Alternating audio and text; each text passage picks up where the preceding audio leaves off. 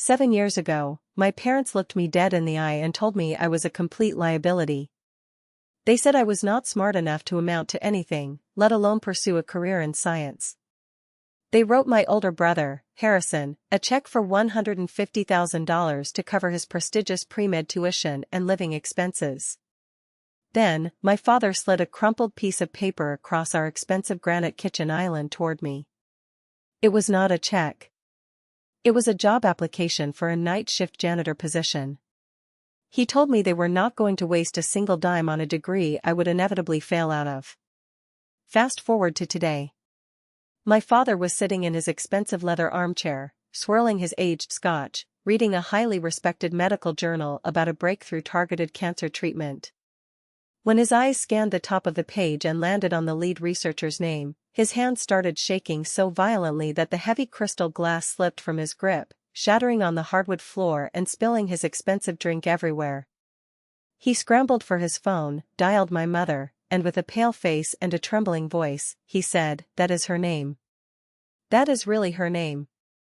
But to understand the absolute satisfaction of that moment, I have to take you back to the beginning. Let me tell you how I went from scrubbing toilets in the middle of the night to seeing my name printed on the cover of the most prestigious medical journal in the country.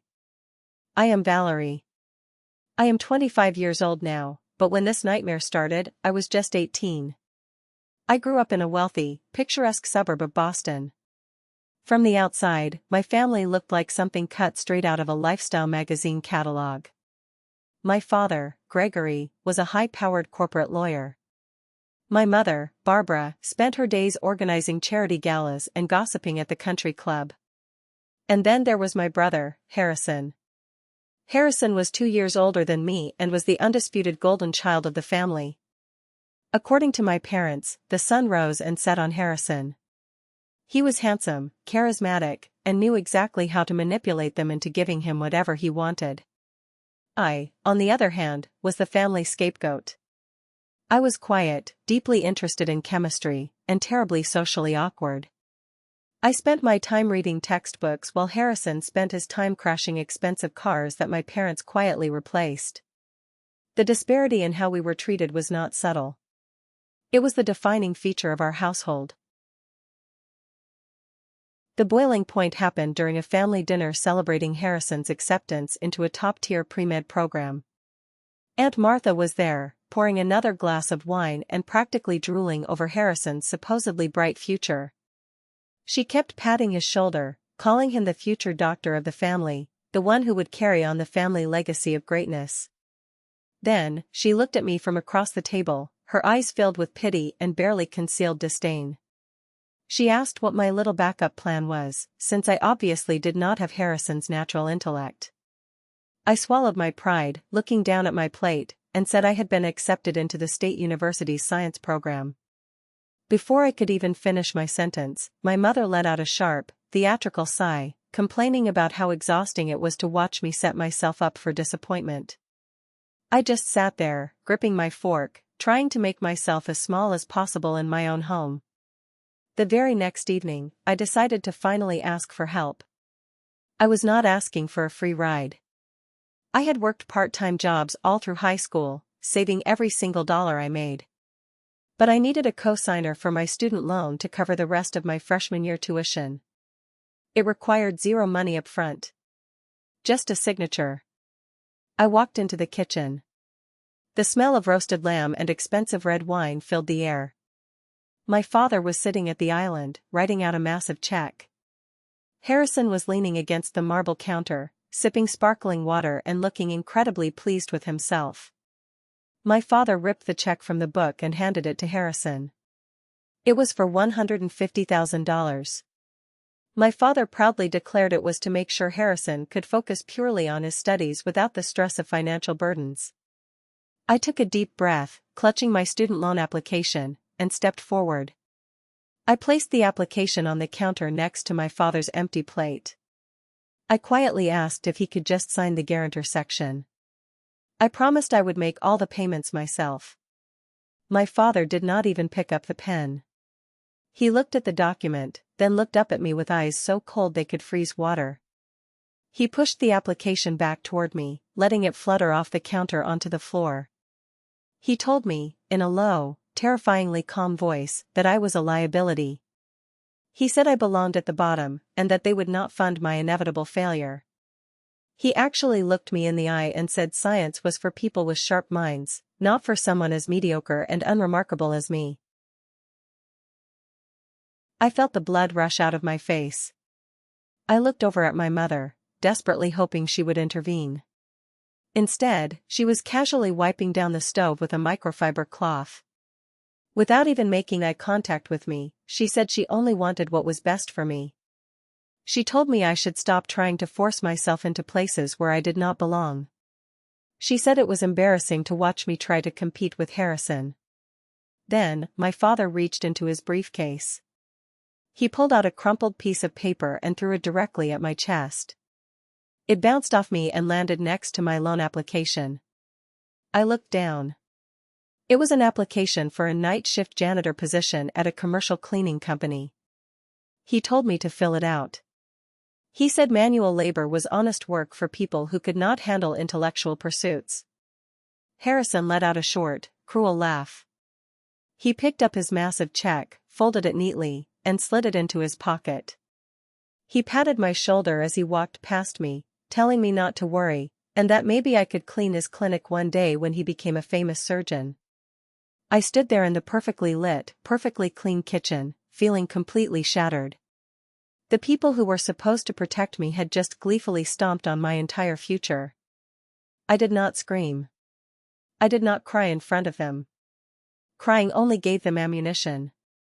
I picked up the janitor application, turned around, and walked upstairs to my room.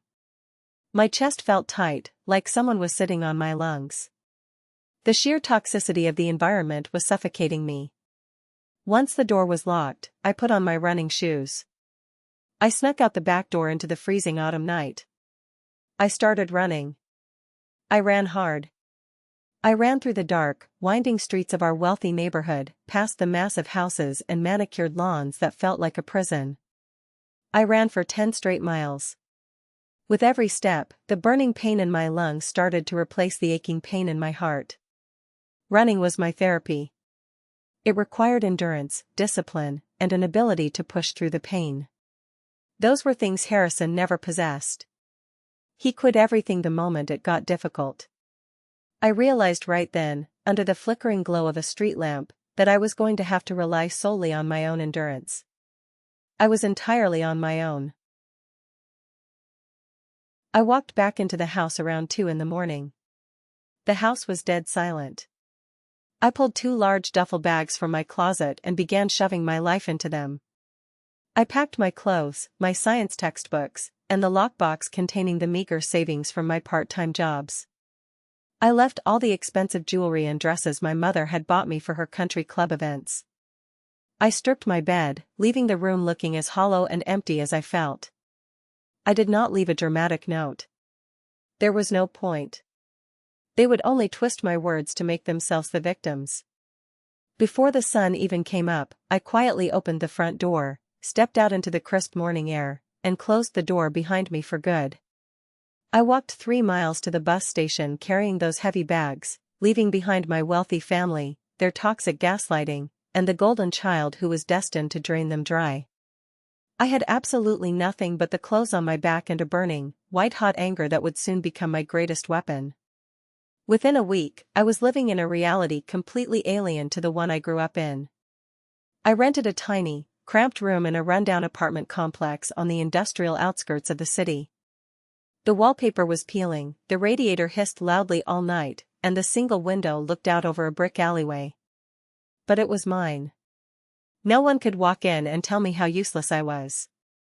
Ironically, I ended up taking the exact job my father had mocked me with.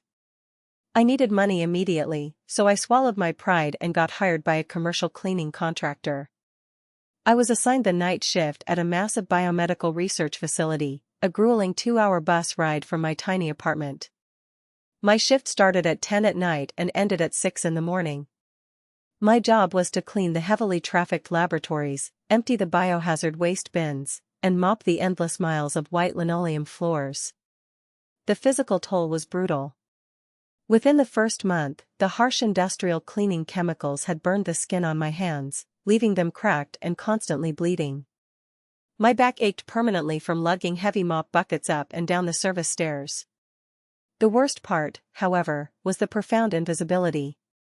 During the overlap hours when the late-night researchers and elite graduate students were still in the labs, I learned what it felt like to be completely unseen. I was just the help. A ghost pushing a cart.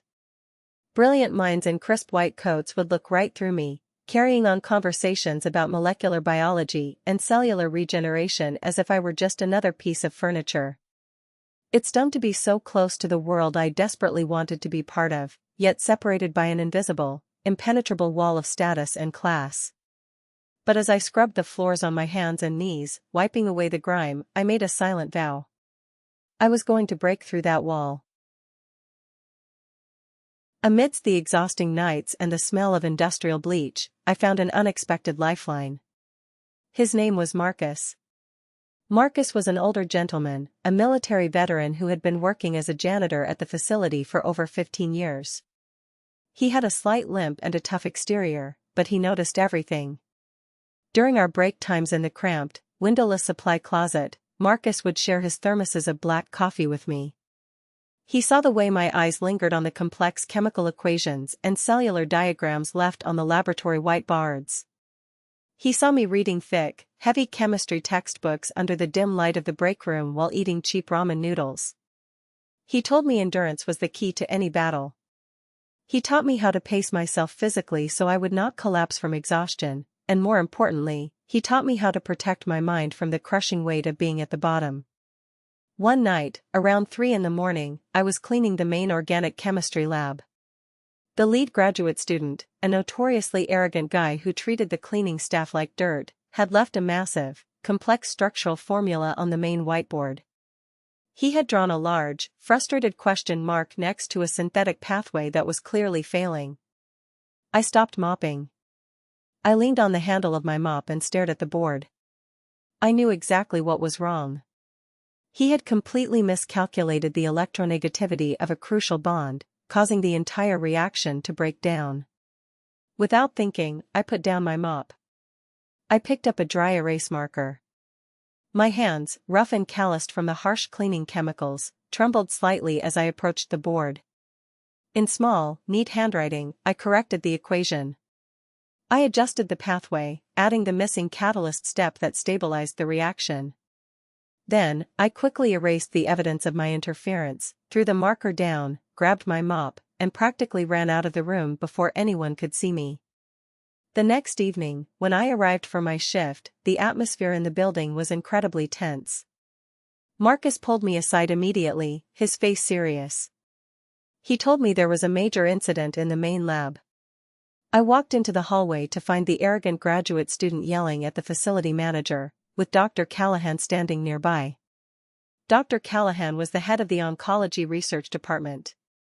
She was a brilliant, terrifyingly strict woman who demanded absolute perfection from everyone around her. The graduate student was pointing furiously at the whiteboard. He was screaming that one of the uneducated janitors had tampered with his highly sensitive experiment data. He claimed someone had vandalized his board and ruined weeks of calculations. He demanded that the entire cleaning crew be fired immediately for gross misconduct. My heart hammered against my ribs. I stepped forward out of the shadows of the hallway. My voice shook, but I forced myself to speak clearly. I admitted that I was the one who wrote on the board. The graduate student sneered, turning to Dr. Callahan, demanding my security badge. But Dr. Callahan did not look angry. She walked slowly over to the whiteboard, adjusted her glasses, and stared at the equations. She turned to me, her sharp eyes piercing right through my cheap blue uniform.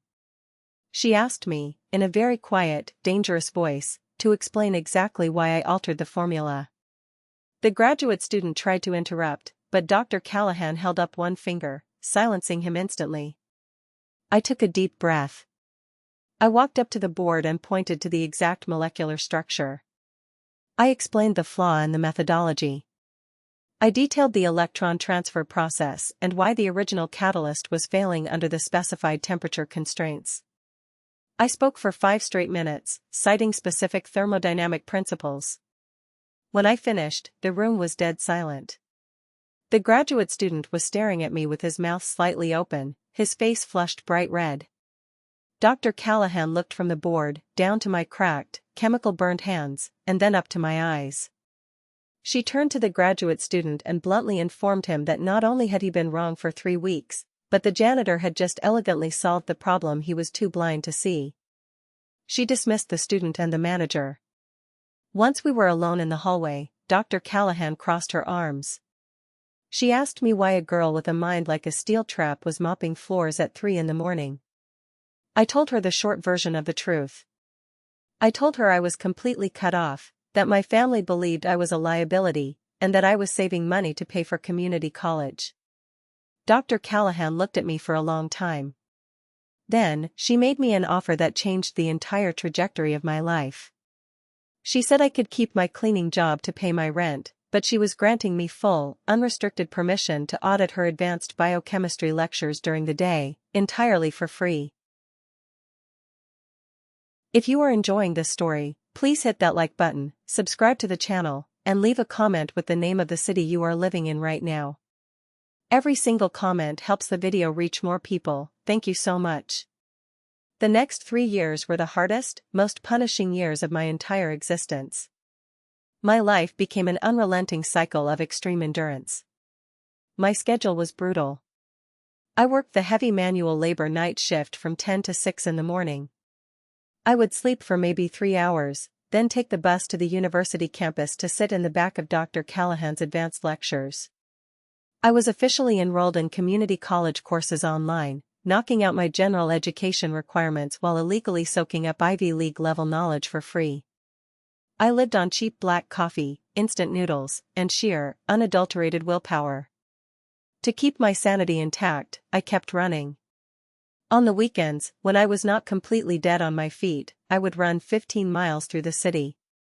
The physical exhaustion from running cleared my mind of the toxic echoes of my parents' voices. It reinforced the discipline I needed to survive.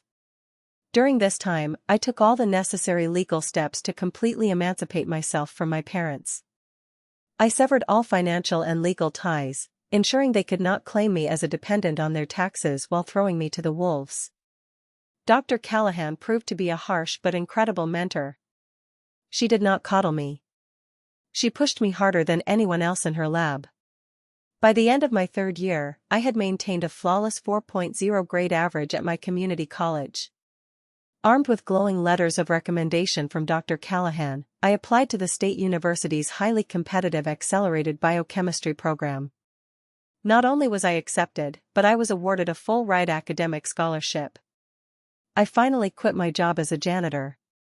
I traded my blue uniform and mop bucket for a crisp white lab coat and an official position as an undergraduate research assistant on Dr. Callahan's team.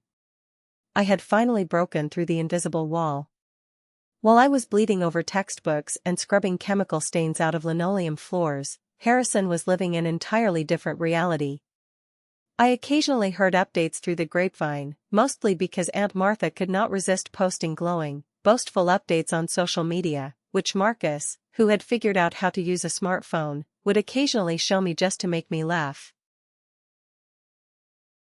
According to the carefully curated family narrative, Harrison was thriving at his prestigious pre-med program. There were pictures of him standing next to a brand new luxury sports car my father had apparently bought him to celebrate finishing his sophomore year. There were photos of him taking month-long summer vacations to Europe, lounging on boats off the coast of Italy. The captions always mentioned how he needed the time off to relieve the immense pressure of being a top-tier medical student. I would look at those pictures while sitting in my tiny, drafty apartment, wrapping bandages around the blisters on my feet. I compared my calloused hands to his perfectly manicured, pampered life. It made my blood boil, but I used that anger. I channeled every ounce of that rage into my research. While Harrison was out drinking expensive champagne in Europe, I was spending 18 hours a day in the lab, running complex protein assays and analyzing cellular mutation rates. I was building a foundation of actual, tangible knowledge, while he was building a house of cards funded by my parents' delusions. I knew the truth about science. It does not care about your bank account or your family name. It only cares about the data. And I was gathering the data to prove them all wrong. By year 4, the landscape of my life had shifted dramatically. I was no longer an undergraduate. Through relentless studying and an insane credit load, I had graduated early and was now a PhD candidate. I was practically living in the lab, leading a crucial sub-team in Dr. Callahan's groundbreaking oncology project, focusing on targeted cancer therapies. I was confident, sharp, and finally secure in my own intelligence. Then, out of the absolute blue, I received an email from my mother. It had been 4 long years of total silence. The subject line read, "Thanksgiving dinner." The email was dripping with fake maternal affection. She claimed she missed me, that the family was not complete without me, and that they wanted to put the past behind us. She invited me to the grand family Thanksgiving dinner at the old house. I stared at the screen, my heart pounding a strange rhythm. I knew it was a trap. My mother did not miss me. She needed an audience. She needed the scapegoat back so the golden child could shine brighter by comparison. A younger, more fragile version of me would have ignored it or cried. But the new me, the scientist who dissected problems for a living, was intensely curious. I wanted to see the illusion up close. I wanted to test the hypothesis that they had not changed at all. Armed with my secret success and a heart encased in ice, I decided to accept the invitation. I was going back to the castle, not as the terrified maid, but as the ghost they never expected to return. I arrived at the house wearing a sharp, tailored black suit bought with my own hard-earned research stipend. I walked through the heavy oak doors, and the smell of roasted turkey and tension hit me instantly. The house looked exactly the same. Opulent, perfectly clean, and entirely soulless. When I walked into the living room, conversation stopped. My father looked me up and down, offering a tight, unsmiling nod. My mother gave me a brief, cold hug that felt like embracing a mannequin. And there was Harrison. He looked older, slightly heavier, wearing an expensive cashmere sweater. He greeted me with that same old, arrogant smirk, asking if I was still pushing brooms for a living. I just smiled pleasantly and said I was keeping busy. We moved to the massive dining room table. It did not take long for the circus to begin. Harrison held court at the head of the table, loudly regaling the extended family with tales of his grueling medical training. He started using complex medical jargon, throwing around terms to sound incredibly intelligent. He was talking about a supposed cardiovascular case study he was analyzing. As I sat there quietly eating my turkey, I listened carefully. Within 2 minutes, I realized something shocking. He was using the terminology completely wrong. He confused an ischemic event with a hemorrhagic one. He mispronounced the name of a basic beta blocker medication. To anyone outside the medical field, he sounded like a genius. But to me, a PhD researcher who spent every waking hour analyzing human biology, he sounded like an absolute fraud. He was reciting words he had skimmed from an introductory textbook, and he was failing miserably. I could not resist. I decided to apply a little pressure to the cracks in his story. Using a tone of polite, Socratic irony, I casually asked Harrison to clarify his point about the ischemic pathway. I used the correct, highly technical terminology, asking him how he accounted for the specific enzymatic breakdown in that scenario. The entire table went dead silent. Harrison froze, a forkful of mashed potatoes hovering near his mouth.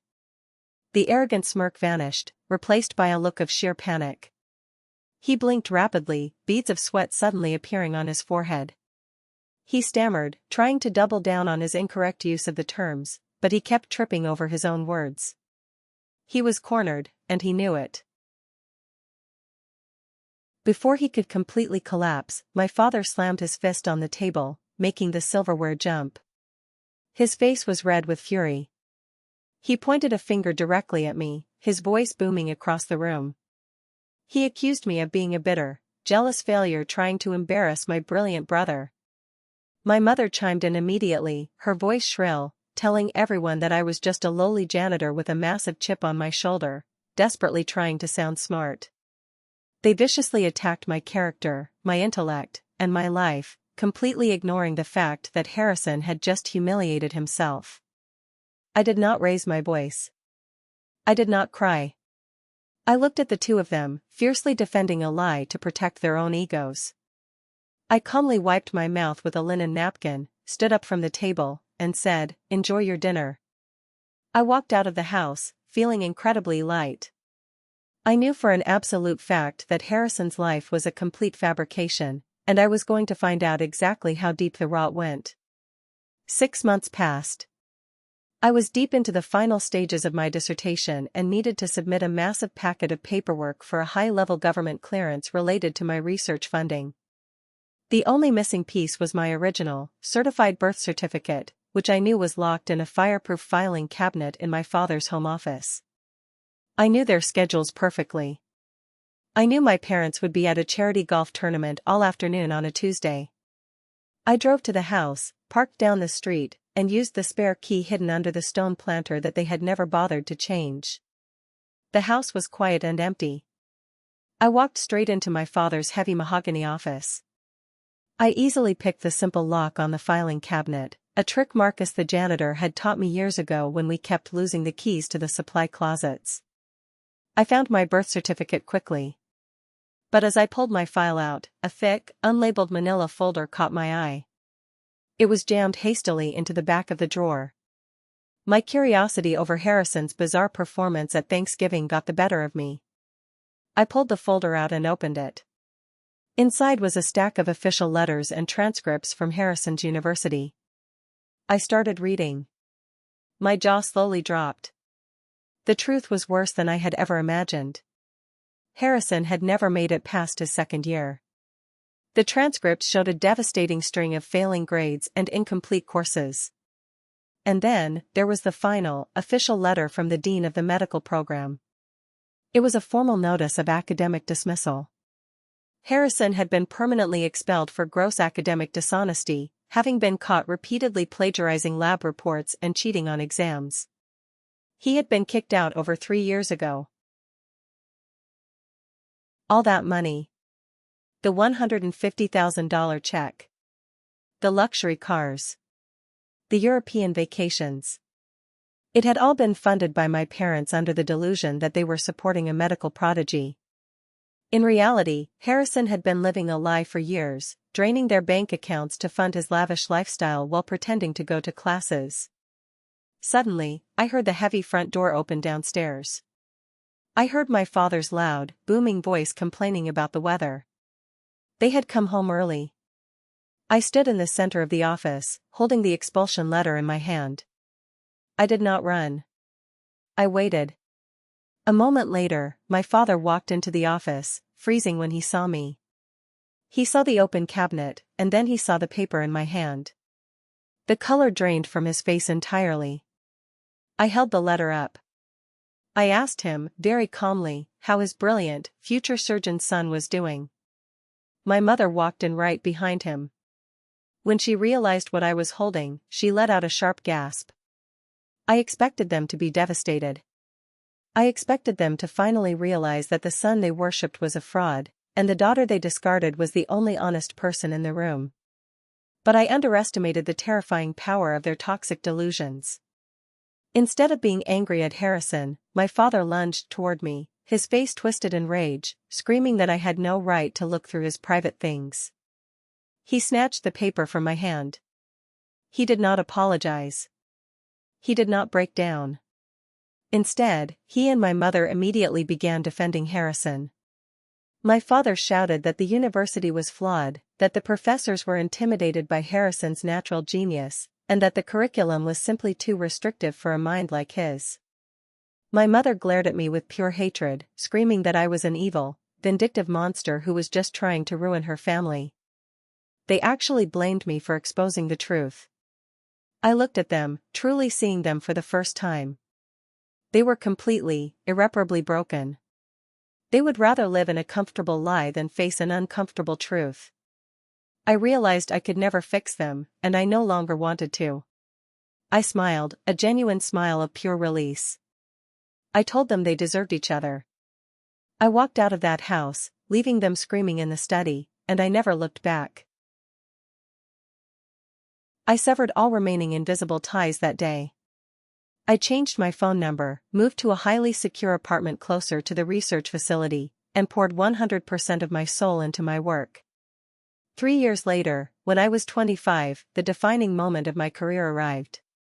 After years of relentless trials and grueling peer reviews, Dr. Callahan and I successfully published our groundbreaking research on targeted protein degradation in oncology.